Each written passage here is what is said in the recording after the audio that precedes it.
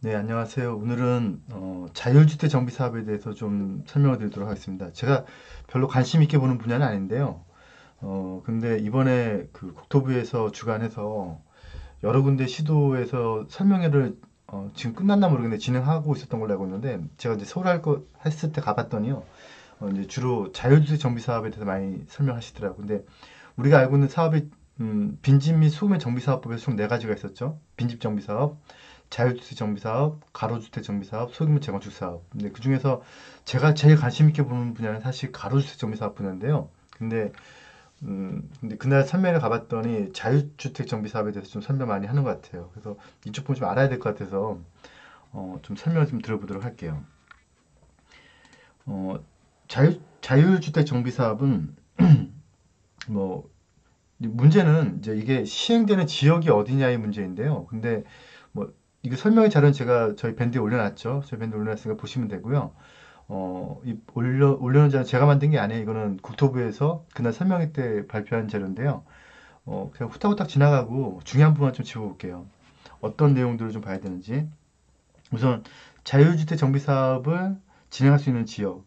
이 부분에서 사실 좀 막히는데요. 근데 어, 이게 왜 그러냐면 자율주택 정비 사업을 할 수 있는 사업 시행 지역은 법과 조례로 정하고 노후도 3분의 이상 맞아야 되고요. 그 다음에 단독주택 같은 경우는 9호, 그리고 다세대 같은 경우 19세대, 그리고 단독과 다세대가 섞여 있는 경우는 그 합해서 19세대인데 문제는 뭐냐면요. 그게 문제가 아니고 문제는 이게 있어요.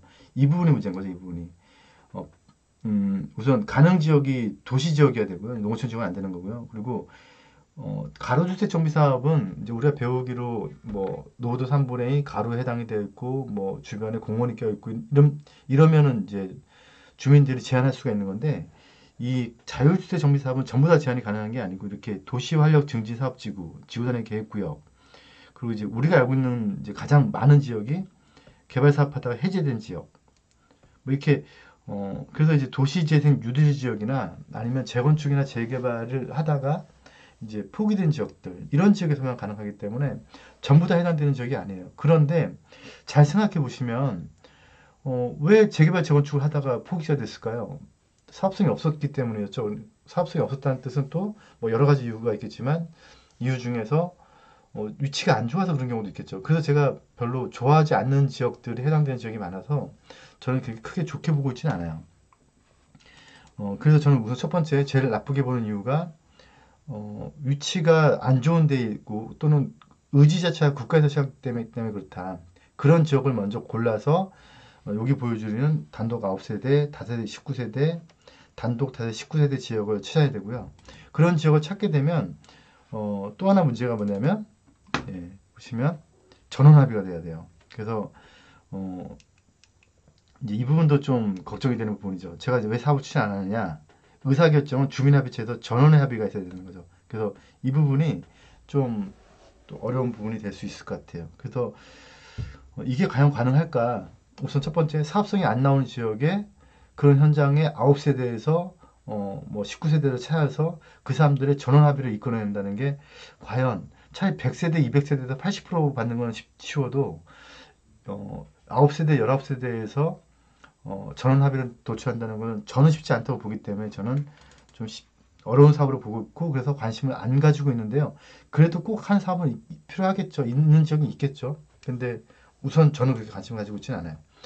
그래도 한번 보도록 할게요. 어떻게 있는지. 총 이거는 요 자료는 그 저희가 올려놔 드렸으니까 그거 보시는 걸로 하고요. 제가 중요한 건 몇 가지. 그래도 어쨌거나 이 사업장에서 좋은 사업임에는 분명한데 왜 좋은 사업이냐.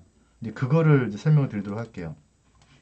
여러 가지 방식을 좀 설명하고 있는데 어, 좀 이게 아직 시행되지 않았기 때문에 저도 어떤 의미인지 잘 모르겠지만 많은 혜택을 주겠다는 거예요. 그래서 그 많은 토지등 소유자들끼리 전원 합의를 해서 건축 협정을 맺으라는 거예요. 협정을 맺고 또는 뭐 자유형, 하필형 뭐 이렇게 두고 있는데요.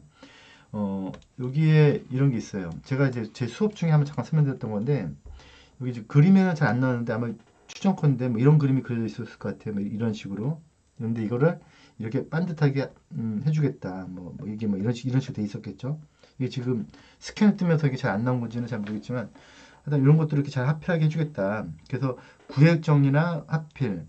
이 구획 정리 부분은 제가 예전에 수업할 때 뭐 이런 거 설명드렸던 거 기억나시죠? 막 이렇게 그림이 이상하게 됐던 거를 이제 이렇게 깨끗하게 획지 필지 정리를 하는 거 이런 것들에 대한 얘기인데요. 이런 것들을 좀 편하게 해주겠다. 뭐 이런 내용들을 담고 있어요. 그리고 그 밖에도 다른 많은 혜택들을 주고 있는데 그 혜택에 이제 그걸 이제 건축 협정이라는 혜택으로 두고 있더라고요. 그래서 여기서 설명하는 뭐 건축선, 건축물 및 건축 설비의 위치, 그리고 뭐 용도, 높이, 층수, 외벽의 형태, 그리고 건폐율과 용적률, 그리고 담장, 대문, 조경, 주차장 등 이런 것들에 대해서도 좀 하겠다라는 걸 하고 있죠. 그래서 건축협정 중에서 하나의 대지에 대한 개념을 한번 보도록 할게요. 하나의 대지를 보면 이런 거죠. 지금 원래대로 집을 짓게 되면은 이렇게 피치가 이렇게 있는 경우에 어, 뭐 주차 부분, 주차가 지금 다 따로따로 둬야 되고요. 그 다음에 녹지 부분도 따로따로 둬야 되고 이게 다 자기들끼리 이렇게 해야겠죠. 그 다음에 이 맹지 부분 같은 경우는 건축이 안 되는 거고요. 근데 이거를 이렇게 하나의 대지로 적용시키게 되면 이렇게 대지로 적용시켜서 여기가 원래 가지고 있어야 되는 주차 대수와 조경 이런 것들을 일괄적으로 한쪽으로 몰게 되면 그러면 건축물을 더 지을 수 있게 된다는 거죠. 그래서 이제 이게 이쪽에 원래 쓸 수 없었던 땅이 이렇게 쓸 수 있었던 건물 올릴 수 있는 땅으로 이렇게 간다는 건데 이게 제가 제 수업 중에 한번 잠깐 설명드렸었던 어떤 부분하고 비슷하냐면 결합개발제도 기억나시죠? 개발이 녹지축이 안 되는 것과 어, 전철역 쪽에 잘 되는 곳을 두 개 합해서 잘 되게 하겠다. 이걸 제가 설명드릴 때 어떻게 설명드렸었냐면 이게 왠지 좀 동화적인 발상이 아니냐.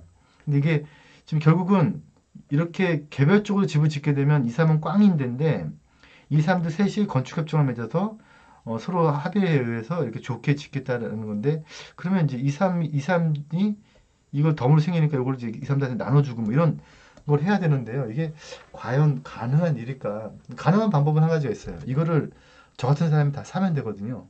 근데 사지 않고서는 사실 이게 쉽지는 않을 것 같아요.